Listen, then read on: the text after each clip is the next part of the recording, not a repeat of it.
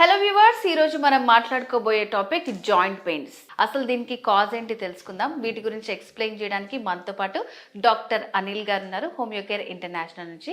Hello sir. నమస్కారం. కొంతమందిలో ఏంటంటే టీనేజర్స్లో కూడా వాళ్ళకి కీళ్ళ నొప్పులు వస్తున్నాయి అంటున్నారు, జాయింట్ పెయిన్స్, హ్యాండ్స్ దగ్గర, సో ట్విస్ట్ దగ్గర అట్లాంటి అన్ని ప్రాబ్లమ్స్ చెప్తూ ఉన్నారు. మెయిన్ కాజ్ ఏంటండి అసలు? సో జాయింట్ పెయిన్ రావడానికి చాలా కారణాలు ఉంటాయి. అందులో మొదటిది మీరన్నట్టు టీనేజ్‌లో సాధారణంగా కనిపించడానికి ముఖ్యమైన కారణం ఏందంటే విటమిన్ లోపం వలన. సో విటమిన్ బి12 డెఫిషియన్సీ అవ్వనివచ్చు. సో ముఖ్యంగా విటమిన్ డి డెఫిషియన్సీ.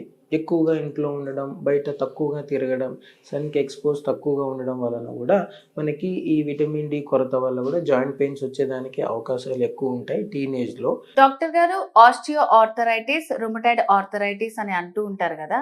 సో ఈ సమస్యలు ఎందువల్ల వస్తాయి? వీటికి కారణాలు ఏంటండి? సో మనం సాధారణంగా ఆర్థరైటిస్ అని చెప్తాము. సో వీటిని మనం మెడికల్ టర్మ్‌లో జాయింట్ పెయిన్స్ అని అంటాము. సో సాధారణంగా కనిపించే అన్ని వయసులో వారిలో ఉండే కీళ్ళ నొప్పులనమాట. సో ఈ పర్టిక్యులర్‌గా ఏందంటే ముఖ్యంగా osteo arthritis and rheumatoid arthritis అని చెప్తాము. సో ఆస్టియో ఆర్థరైటిస్ అనేది ఇది ఒక డీజనరేటివ్ జాయింట్ డిసీజ్ అని చెప్తాం. ఇది ఎక్కువగా 50 సంవత్సరాలు పైన ఉన్న వారిలో సాధారణంగా కనిపిస్తూ ఉంటుంది. సో దీంట్లో ఎలాగా అంటే ఇది రావడానికి ఏజ్ ఫ్యాక్టర్‌తో కాకుండా ఒబేసిటీ అంటే అధిక బరువు ఉన్న వాళ్ళలో వచ్చేదానికి అవకాశం ఉంటుంది.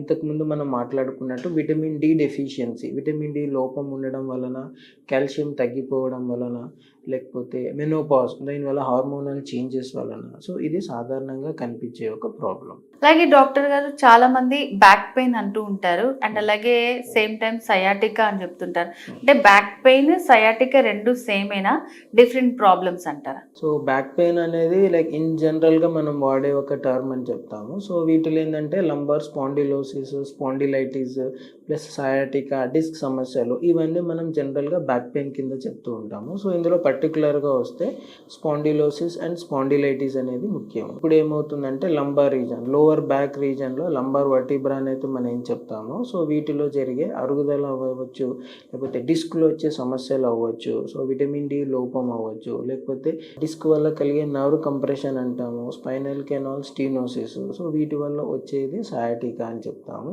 ఓకే డాక్టర్ గారు, ఇప్పుడు మీరు చెప్పినట్టు జాయింట్ పెయిన్స్ కి అలాగే బ్యాక్ పెయిన్, సయాటికా ఇలాంటి ప్రాబ్లమ్స్ అన్నిటికీ హోమియోకేర్ ఇంటర్నేషనల్ లో ఎలాంటి ట్రీట్మెంట్ ఉంటుందంటారు? సో ఎటువంటి మనకు సంబంధించిన ఆర్థరైటిస్ అవ్వచ్చు, లేకపోతే లంబార్ స్పాండిలోసిస్, లేకపోతే స్పాండిలైటిస్ కానీ, rheumatoid arthritis or osteoarthritis, so వీటన్నిటికీ హోమియోపతిలో మంచి మందులు ఉన్నాయి. సో మనం ఇక్కడ వాడేటువంటి హోమియోకేర్ ఇంటర్నేషనల్లో so genetic genome constitutional medicine అని చెప్తాము.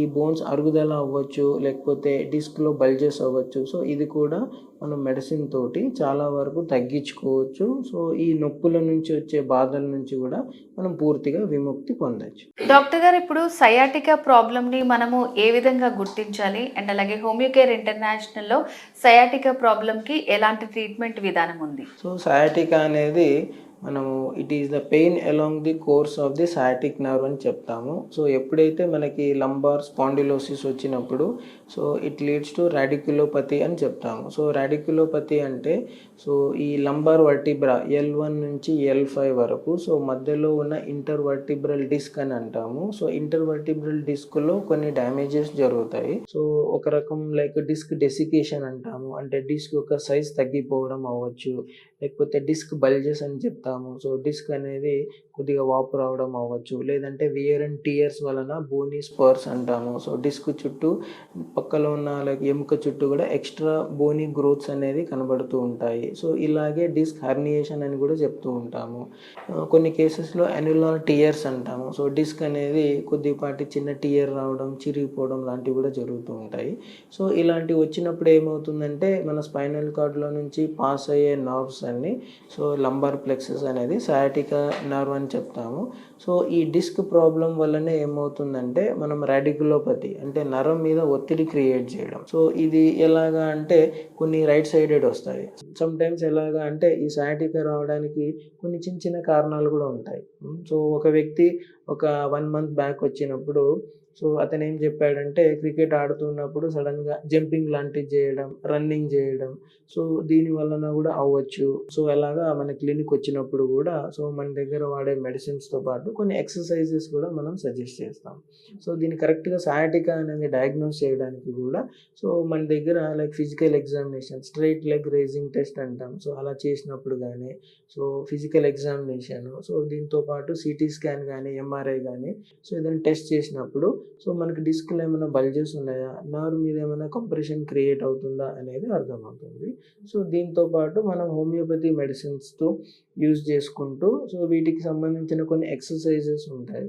సో ఎక్సర్సైజ్ సజెస్ట్ చేసుకుంటూ ఫిజియోథెరపీ, హోమియోపతి మెడిసిన్ వాడడం వలన సో సయాటికా నుంచి వచ్చే పెయిన్ నుంచి మనం రిలీఫ్ పొందొచ్చు, విముక్తి పొందొచ్చు. అలాగే డిస్క్లో జరిగిన ప్రాబ్లం నుంచి కూడా మనకు రిలీఫ్ వస్తుంది. సో దీనికి మన హోమియో కేర్లో ఇచ్చే మందుల నుంచి కంప్లీట్గా క్యూర్ ఉంటుంది అని చెప్పచ్చు. సో వ్యూవర్స్, డాక్టర్ గారు చెప్పిన విషయాలు విన్నారు కదా. హోమియోకేర్ ఇంటర్నేషనల్లో సో బ్యాక్ పెయిన్ కానివ్వండి, సయాటికా, రూమటైడ్ ఆర్థరైటిస్ ఇలాంటి వాటన్నిటికీ కూడా చాలా మంచి చికిత్సా విధానం ఉంది. అండ్ అలాగే మనకి చాలా బ్రాంచెస్ కూడా ఉన్నాయి. ఇంకా మీకు కంప్లీట్ డీటెయిల్స్ కావాలనుకుంటే స్క్రీన్ మీద కనిపిస్తున్న నెంబర్కి కాల్ చేసి పూర్తి వివరాలు తెలుసుకోవచ్చు.